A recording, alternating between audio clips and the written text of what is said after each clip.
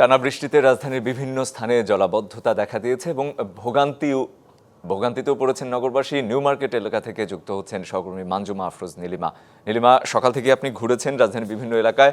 আমরা যেটি জানি যে আমাদের প্রতিবেদনও দেখেছি যে জলাবদ্ধতা রয়েছে। এখন কি অবস্থা? দুপুর গড়িয়ে যাচ্ছে, কোনো ধরনের ব্যবস্থা নেওয়া গেছে কিনা, ভোগান্তি কিছুটা কমেছে কিনা, সব মিলিয়ে জানান। ধন্যবাদ আপনাকে রঞ্জন। আমি এখন বর্তমানে অবস্থান করছি নিউ মার্কেট এলাকায় এবং এখানে কিন্তু দেখতে পাচ্ছেন যে একদম এক হাঁটু পানি চলে এসেছে এবং এখানে যানবাহন চলাচলে যেমন সমস্যা দেখা দিয়েছে তেমনই ভোগান্তি হচ্ছে নগরবাসী। মার্কেট করতে আসা মানুষদের মাঝেও আমরা দেখছি বিভিন্ন রকম ভয়ভীতি এবং এখানে রোগ সংক্রমণের যে ব্যাপারটা এটাও কিন্তু আমরা এখানে দেখতে পাচ্ছি এবং সকাল থেকে এখানে কার্যক্রম চলছে পানি নিষ্কাশনের।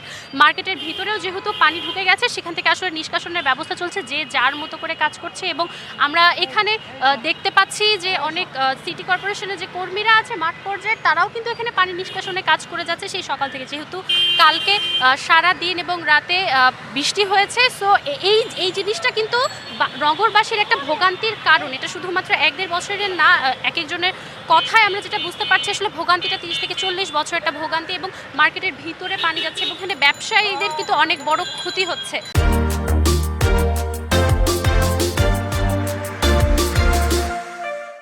ছোট ছোট যে ব্যবসায়ীরা আছেন মার্কেটের বাইরে, যারা ফুটপাতের দোকানিরা আছে, তারা কিন্তু এখানে ঠিকঠাক মতো ব্যবসা করতে পারছে না। এরকম আমরা সবার মধ্যেই একটা খুব সমস্যা তৈরি হয়েছে। ব্যবসায়ী থেকে ক্রেতা থেকে শুরু করে সাধারণ মানুষ সবারই কিন্তু এখানে ভোগান্তি শেষে। আমরা এখানে দেখতে পাচ্ছি একটি পাইপের মধ্যে দিয়ে এখানে কিন্তু পানি নিষ্কাশনের একটি ব্যবস্থা এখানে চলছিল। আমরা আপনাদেরকে আরেকটু দেখানোর চেষ্টা করব। পাইপের মধ্যে দিয়ে এখানে পানি নিষ্কাশনের ব্যবস্থা এতক্ষণ পর্যন্ত চলছিল এবং এখন সেটা এখনও চলছে এই পানি নিষ্কাশনের ব্যবস্থা। এই যে পানি নিষ্কাশনের ব্যবস্থা কিন্তু এখনও চলছে। নিউ মার্কেটের ভিতরে যেহেতু পানি চলে গেছে সেই নিষ্কাশনের ব্যবস্থা চলছে।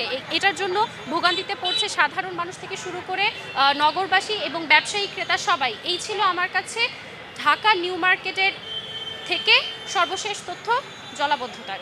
চলে যেতে চাই রঞ্জন শুভ্রর কাছে। নীলিমা, আপনাকে ধন্যবাদ।